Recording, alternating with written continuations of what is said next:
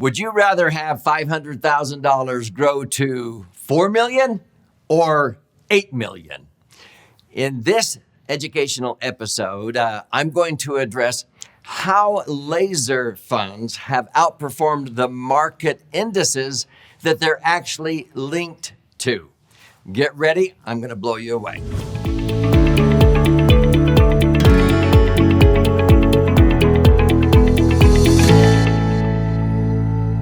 So my name's Doug Andrew, and I've been a financial strategist and a retirement planning specialist now for just about 5 decades, 48 and a half years, helping people optimize their financial assets and minimize taxes.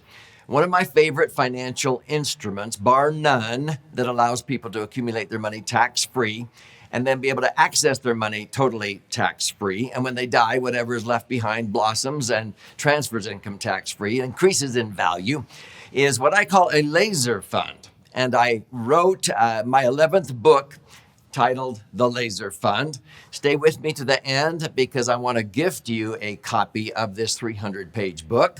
What is a laser fund? Well, it is a max-funded indexed universal life insurance contract, but it has to be structured correctly and funded properly. So I'm going to show you how $500,000 in a laser fund could grow to $8 million, whereas money in the S&P 500 would net you under $4 million based upon actual history from 1975 until the end of 2010 and even since 2010. So here we go. This is a chart showing the actual Standard & Poor's 500, the index. And these are the top 500 companies going clear back to 1975, which happens to be the year after I started. I started in 1974 as a financial strategist and a retirement planning specialist. So if you started with $500,000 in 1975, and we're not going to add a dime to this, this is what it would have looked like here in the red. It would have been growing and doing okay. And then this is the most prosperous decade, the 90s. But then what happened in 2001, 9/11, the terrorist attacks. And so we saw the market drop 3 years in a row, 2001 to 2003. And then it finally came back. And then what happened in 2008? As Warren Buffett put it, he said when the tide went out in 2008, it revealed who was swimming naked. And so people saw another huge loss. These two losses created the Great Recession. And we call it the lost decade because people here at the beginning, they went up and then down, and they were barely back to break even after 10 years. Now, using an indexed universal life insurance contract, you would have averaged 7.23% during that period if you just bought and held and fell asleep and woke up 10 years later, you would have doubled your money. Using rebalancing, you would have 2.5 to 3 times your money. So this is just showing leaving the money in an indexed insurance contract where you're linking your returns and you have a cap during the up years. And so during the up years, you don't earn as much, but during the down years, you don't lose. So using indexing as a strategy, I'm not talking about an index fund. The red one would be an indexed fund, the S&P 500 index. In the green, you may not make as much during the up years, but you don't lose during the down years. So right here, when the market took a nosedive, the indexing strategy kept people even. And then you participated, and when the market dived again in 2008, you didn't lose. So at the end of 2010, with a 35-year history, $500,000 in the market, in the S&P, would have grown to 5.6 million. Some people say, well, that's not bad. Well, yeah, you have a lot of heartburn going up and down in the process. You could have had 8 million with no heartburn when the market went down. So when you summarize this, money in the market, you would have had a lot of heartburn through that, up and down periods throughout that 35-year history. And you might have ended up with 5.6 million with your money in the market, $500,000 growing to 5.6 million. But most people have that money where? In tax deferred accounts like IRAs or 401ks. So that's not all your money. You're going to have to pay tax on that. the tax would be $1,787,000 for most Americans, and you would only net $3.8 million. So less than $4 million would be your net result after tax. If you had your money in an indexed universal life, you would have ended up with $8 million with no heartburn, totally tax-free. So at the beginning of this episode, I asked you, would you rather have $500,000 grow to about $4 million, or would you rather have $8 million? It's like a no-brainer. Would you like hamburger A or hamburger B?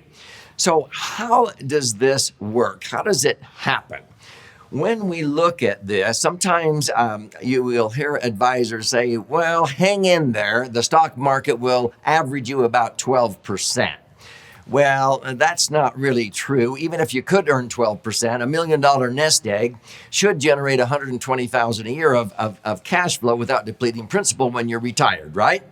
You pull out $120,000 in a 33% tax bracket out of a tax-deferred IRA or 401k portfolio. You're not netting $120,000, you're netting $80,000 in a 33% bracket. And a lot of these asset managers charge another 1% in fees, so you're netting $7,000 if you're grossing $12,000. In actuality, we have Dalbar, who studies investor behavior, and they reported that in 20-year periods, the average person with money in the market is not earning 12. If you buy and hold, you're earning about 9.14. Now, when they came out with this report, they said the actual return for investors is not 9.14, it's only 3.83. Then they came out with a revised report a year or two later, and it was 3.49, which has precipitated the 4% rule in the financial services industry. If you have your money in the market in tax-deferred IRAs or 401ks, most broker-dealers do not want their advisors to illustrate more than a 4% payout. Because if you're earning less than 4%, you're going to slowly deplete your nest egg, but hopefully not before your LE.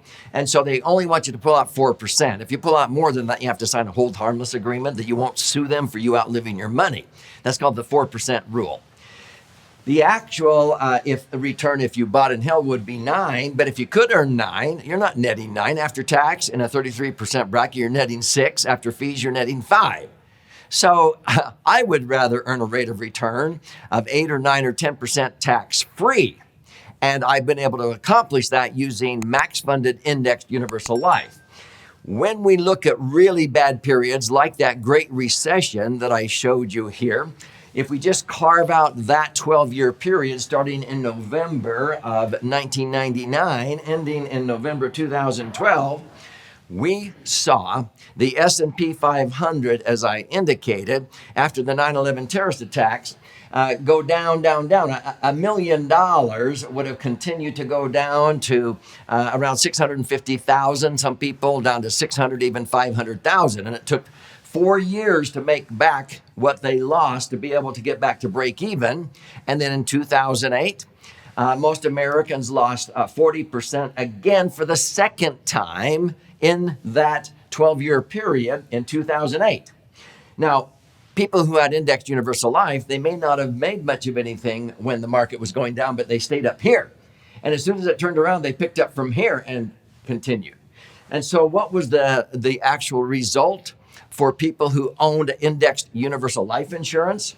Instead of having their money in the S&P, which during that 12-year period was a pathetic 1/3 of 1% interest compounded annually, if you had your money just in an indexed universal life and never changed the strategies or the linking methods, and you had your money in in the S&P 500 and linked the index, instead of a 4.68% return, you would have ended up with 130% return, because some of those years maybe you only earned 2.34. Sometimes you earned 0% was your hero, but you didn't lose in 2008. And so you would have ended up with 130% return. These are actual statements of people who have earned returns. Some years their statements will show 14.89, 10.25, 15.07, 8, 13. You average that and it's over 10%. We have other people who have had similar rates of return. Now, not every year will you get those kinds of rates of return, but sometimes there's opportunities like March of 2020. What happened? The COVID-19 pandemic caused the market to drop 30%. Now, that's a lot of anxiety. When there's anxiety, there's opportunity. Most advisors just say, hang in there, the market will come back. And yeah, I told you twice, it took 4 years to come back and break even. Here, our advisors called their clients with Indexed Universal Life and said, hey, this is opportunity. Link now to a 1 year point to point in the S&P with no cap. Now, you do that, and they'll subtract 5% off of whatever your return is that year. So normally, if the S&P was up 12, you'd only net 7. So we don't tell people to do that generally. But when the market goes down, that spells opportunity. This particular client statement showed that they had $18,000 allocated, and they linked to a 1 year point to point with no cap, and they actually were credited 61.33%. At the end of the year, that $18,000 was worth $29,000. We had a client in California who started out March of 2020. He didn't add a dime to his IUL policy. He had $852,000. 1 year later, with a credit of 61.33% net, he ended up with $1,387,000. He made $535,000, $500,000 in 1 year, totally tax-free. And he locks in that gain. If the next year the market drops 40%, he will not lose one dime of that $500,000 he made from March of 2020 to March of 2021. That's called lock in and reset. So the message here is you want to use indexing because in actual historical performance, when you link to an index, it outperforms the actual index that you're linked to because you're eliminating the loss years and only participating during the gain years. Does that make sense? So sometimes people ask the question, does IUL work? Well, you ought to check out the playlist on this channel. When structured correctly and funded properly, it often outperforms the illustrated rate when the policy was taken out. And so we go through on that particular playlist and show you actual policies that in 10, 12 years have averaged 12.88%, averaged 9.5%, and they were illustrated at 8.5 or 9.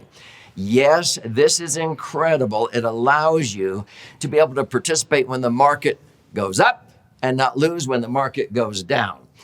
When projections were made to this client, that they would have $63,000 of cash value in the 12th year, they got their statement and had $70,000. Their average return has been 9.5, and it was illustrated for them at 8.5 and 9. We have people who saw, okay, well, I should expect $63,000. I'll be happy if I have $63,000 here in the 12th year. They get their statement and they have substantially more money. These average returns are real history. So the message is this: if you want to learn how to be able to apply these concepts, it must be structured correctly and funded properly. So I want to gift you a copy of this book. It's my 11th book. It's been flying off of our warehouse shelves. It's called the LASERFund, which is actually 2 books in one. We have the white covered side, which is about 200 pages, 14 chapters with all the charts and graphs and explanations if you're a left brain learner.